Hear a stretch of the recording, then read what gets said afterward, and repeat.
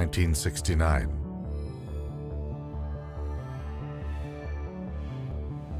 Three astronauts, with spacesuits, food, water, and a battery of scientific and communications equipment, prepared to fly to the moon.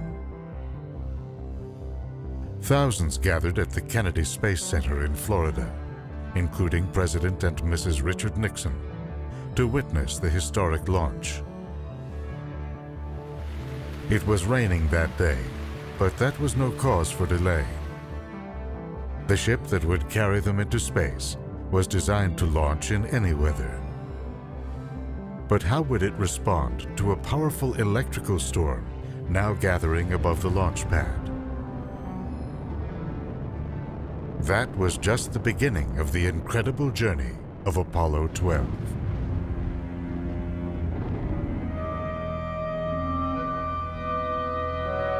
T-minus 20.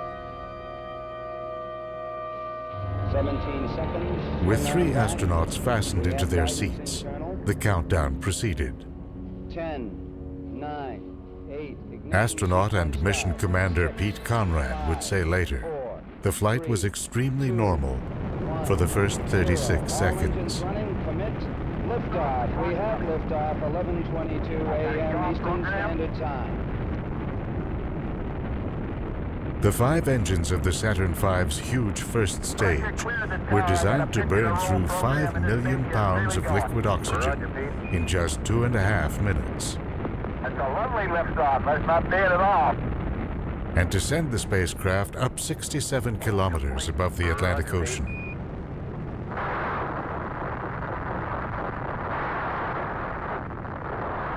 Mark 1 Bravo. When it reached an altitude of 2,000 meters, something unexpected happened. Racing through the stormy environment, the rocket generated a lightning bolt that traveled down its highly conductive exhaust trail. Oh, you got your GDC.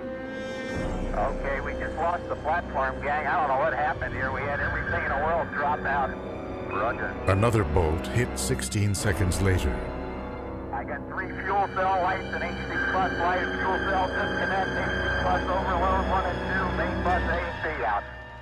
All of the spacecraft circuit breakers shut off. The tracking system was lost. Apollo 12 Houston, try FCE to auxiliary, over. A young flight controller in Houston, Texas, instructed astronaut Alan Bean on how to turn on an auxiliary power system. 1 Charlie. 1 Charlie. The mission was back on track. Apollo 12 Houston, go for staging. Once in Earth orbit, all systems appeared to check out, and flight control officials gave the crew the green light to leave Earth. We have data and thrust is go. Burn looks good. The astronauts were not told of concern that the lightning strikes had damaged the pyrotechnic system used to deploy the parachutes that would ease them back through the Earth's atmosphere. Okay, everything's sticky-boo. Good show. If that system failed, the astronauts would not return alive. 12 moving into dock with the lunar module. This mission would have its share of perils, not unlike those faced by a long line of past explorers whose courage and restless spirit propelled them into the unknown. This one, however, was backed by years of technology development, test flights, astronaut training, and the largest support team back home that any mission ever had. But hundreds of thousands of kilometers out in space, the three astronauts were pretty much on their own. What made Apollo 12 unique was the friendship and chemistry of its crew. Conrad, Bean, and Richard Gordon were all Navy men, working and training together on the Gemini program. They had gained each other's respect and trust. Now, hurtling across more than 400,000 kilometers to the moon, they prepared to fulfill the mission's goals. One was to set up a scientific station designed to record seismic, atmospheric, and solar data. Another was to visit an unmanned lunar probe called Surveyor 3 that had landed there 2.5 years before. The idea was to bring back a part to study the effect of the lunar environment.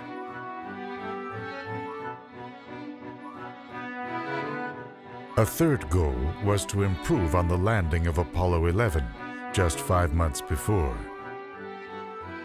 3.5 down, 9 forward. Dropping down over a region called the Sea of Tranquility, pilot Neil Armstrong found himself heading straight for a crater full of boulders. 6 forward. He had to fly over the planned landing site and find a new one. Lights on. 6. Down 2.5. Now, kilometers beyond the target, the lander called Eagle was literally running out of gas. 30 feet, 2.5 down. With less than 30 seconds of fuel left, Neil Armstrong and Buzz Aldrin finally touched down on a landscape obscured by dust stirred up by the vehicle's thrusters.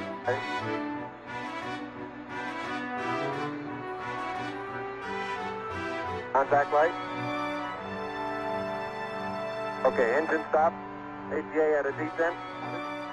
Post control, both auto descent and command over. Houston, Tranquility Base here. The Eagle has landed.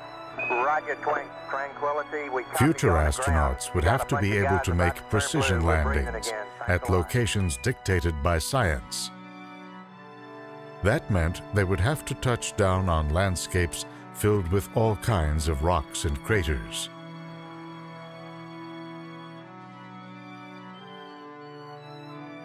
For Apollo 12, the science pointed to a region known as the Ocean of Storms, some 2,000 kilometers from where the Eagle had landed.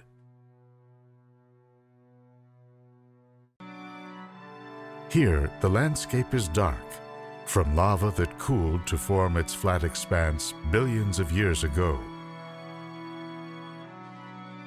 Within it, an impacting asteroid had hollowed out Copernicus Crater, perhaps showering the region with rocks blasted out from deep underground. To sample this geological treasure trove, the astronauts sought to land at a series of smaller craters about 45 kilometers away.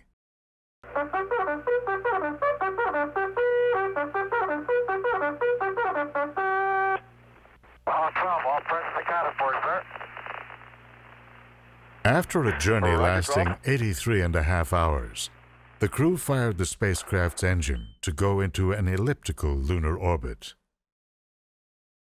12 Houston, you're go for LOI. 5 hours later, a second burn put the spacecraft into a circular orbit 111 kilometers above the lunar surface. Okay, Pete, we'll see you at 43. The next day, Pete Conrad and Alan Bean entered the lunar module Intrepid. We now show 15 Separating seconds from the until command acquisition. module, We'll stand they by dropped for down toward their first target. indications from the spacecraft. Our 300 network feet controller coming reports down we at have 5. acquisition signal. Hey, look at that crater right where it's supposed to be. Hey, you're beautiful. 10%. 257 feet coming down at 5. 240 coming down at 5. Hey, you're really maneuvering around. Yeah. Come on down, Pete. Okay. 10% fuel. 200 feet coming down at 3. You can come on down. Okay. 190 feet. Come on down. 180 feet. 9%. You're looking good. Get some dust before long. 130 feet. 124 feet, Pete. 20 feet coming down at 6. You got 9%. 8%. You're looking okay. 96 feet coming down at 6. Slow down the descent rate. 80 feet coming down at 4. You're looking good. 70 feet. Pete Conrad would rely on improvements in the ship's landing radar to find his way to touchdown on a landscape completely obscured by dust kicked up by Intrepid's Coming down at thrusters. 2, okay. Start the clock. 42 feet coming down at 2. 40 coming down at 2. Looking good. Watch the rest. 31, 32, 30 feet. Coming down at 2 feet. You got plenty of gas, dude. Hang in there. 30 seconds. 18 feet coming down at 2. He's got it made. Come on in there. 24 feet. Contact light. Roger, copy contact. Rock. Pete Conrad and Alan Bean landed without a hitch. Okay. Now they prepared to climb down the ladder to experience a whole new world. The plan was for Earth to experience it too, courtesy of a color video camera that was designed to send back a live signal. Conrad was careful to keep it pointed away from the sun to protect its sensitive imaging tubes. Unfortunately, it caught the glare from Intrepid's shiny surface and blew. Back on Earth, the television networks canceled their coverage. Millions of viewers then went about their day, which left Conrad and Bean to go about theirs. The astronauts spent the first of 2 4-hour moonwalks setting up science and communications equipment, taking photographs, and seeing what was there. Oh, boy, I want that rock. There is a dandy mixture grapefruit size type goodie. There were discoveries and surprises aplenty. But I gotta take it easy and watch what I'm doing. Oh, you'll never believe it. That's what I see sitting on the side of the crater. The old surveyor, huh? The old surveyor, yes, sir. One was a series of mounds out in the open, perhaps made up of material ejected from the craters upon Flat impact. area. That's a good... Hey, there's another one of those mounds over there. Where? Hey, you're right. What do you suppose they are? I don't know. Using what they are, they're this sort of mound. 2.5 hours into the moonwalk, the astronauts flipped their wrist-mounted checklists to their next task. They opened an unlikely page, placed there by the Apollo 12 backup crew. This little prank hardly distracted from their central goal, to walk among the craters, making observations and picking up rocks.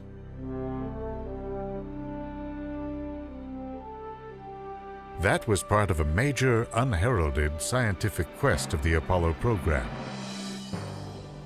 to find clues to where the moon came from. At the time, there were 3 leading theories. The so-called fission theory, championed by George Howard Darwin, son of Charles Darwin, held that the moon was once part of the Earth, cast off by the rapid spin of its young parent. That might explain the Pacific Ocean, a giant hole in the Earth's surface.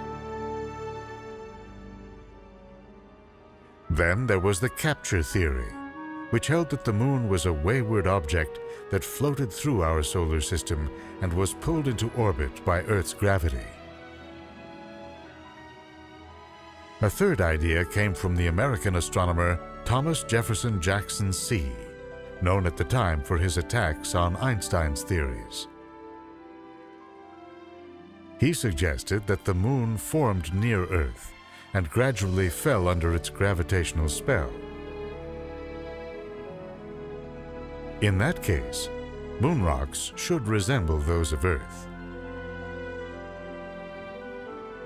Finding out which theory is correct would also yield clues to the formation of the solar system at large, and perhaps even to the birth of our own planet.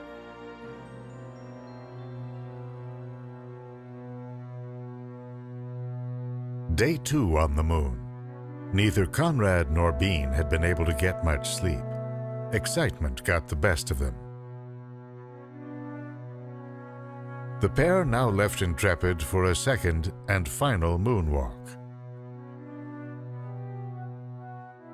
The suits they wore had been built for spending time on the moon's surface, with 5 layers stitched together to maintain constant temperature and air pressure.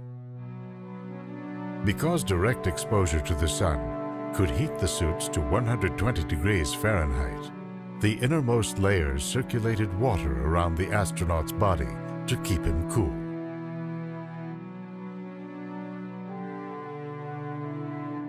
On the outside was a shell to protect against micrometeors that routinely batter the moon's surface. The astronauts found that lunar dust was so abrasive that this outer layer quickly sustained damage, and so fine that it crept into the rotating wrist joints. The plan was to move out along the edge of Surveyor Crater and pay the probe a visit. Along the way, there were pictures to take, samples to collect, coring tools to drive into the ground. It was a world filled with optical illusions and strange juxtapositions. The lunar landscape appears monochromatic, a bright gray. With no atmosphere, the light is harsh, with shadows cast in deep black. But close up, the moon offers a variety of rich and colorful details owing to its tumultuous past. The Ocean of Storms is an ancient basin that was hollowed out by a huge impact and filled with lava. Finally, the team arrived at Surveyor.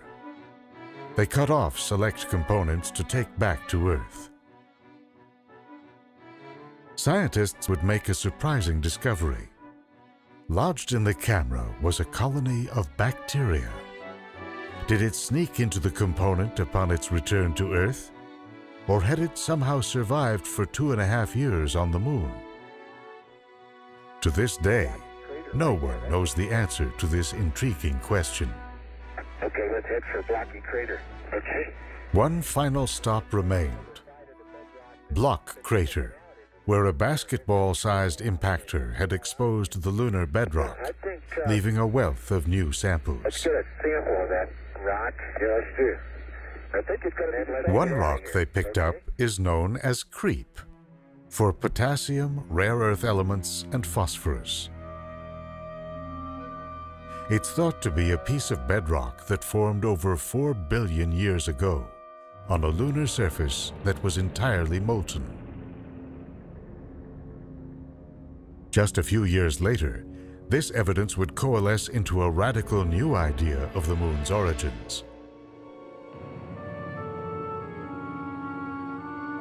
At the dawn of the solar system, Earth shared an orbit with a Mars-sized body now called Theia. Its orbit became unstable, and it headed in Earth's direction.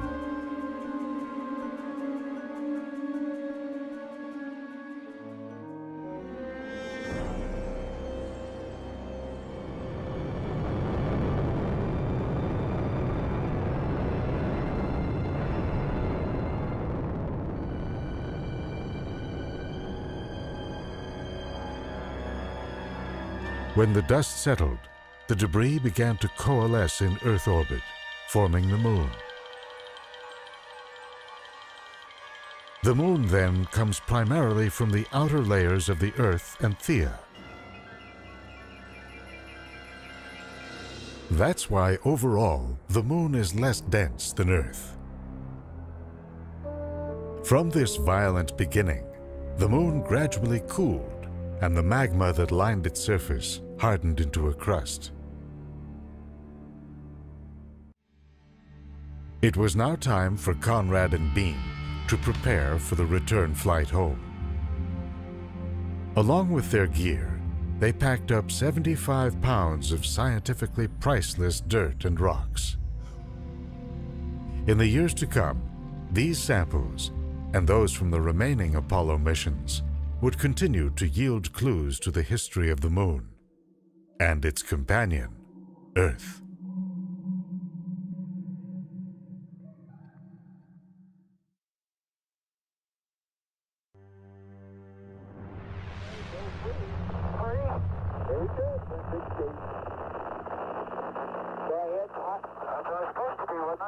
Even as Conrad and Bean lifted off from the Moon, there was still more science to do. Okay, it looks pretty stable to me. Think so, huh? Huh? I want to pitch it down just a little bit. Oh, okay. Let the dynamics die out just a little. Okay. It's hardly moving at all. Now with the target, I want to come down a little bit. Okay.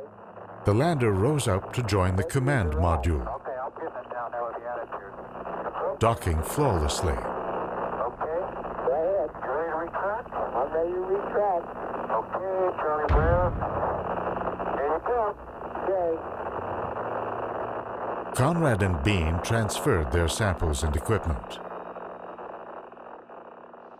Then they released Intrepid, sending it hurtling back down to the lunar surface. The idea was to use the impact of a crash landing to calibrate equipment that would monitor moonquakes and asteroid impacts.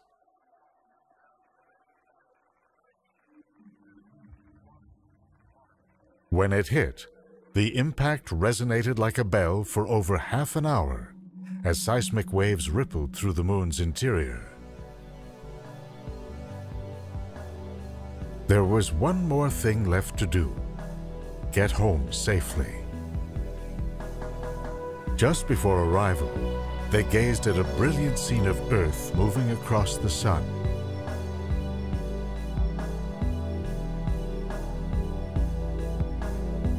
Apollo 12 hit Earth's atmosphere at 40,000 kilometers per hour. The parachute pack opened just fine.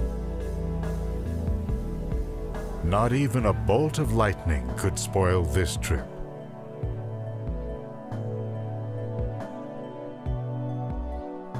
The crew of Apollo 12 had shown how it's done, even adding flair to efficiency and precision. Well, almost. At splashdown, Alan Bean got beamed by a camera that had not been secured.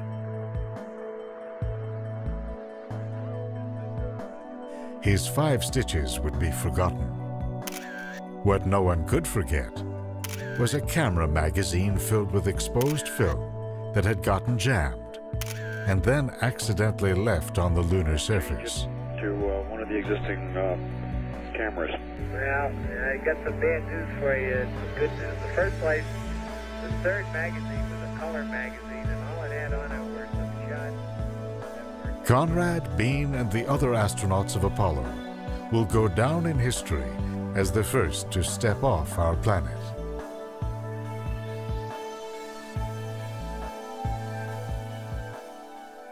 Four moon landings later, the program faded away in the wake of declining expectations, social discord, and the politics of those turbulent times. The incredible journey of Apollo 12 lives on as a symbol for those who may one day revive the instinct to travel beyond our planet, in search of clues to the origins of our world. How about rolling that one over? No way. And our place in the cosmos. Wow, what a place. What a view, isn't it, John? It's absolutely unreal. We really come up here, Tony. It's just spectacular. I have never seen it. All I can say is spectacular, and I know y'all are sick of that word, but my vocabulary is so limited. Man, we come a long way. Hey, John, it's easier to go straight across. That was fun. Well, I haven't had any trouble. Okay. I have a tough time walking up there.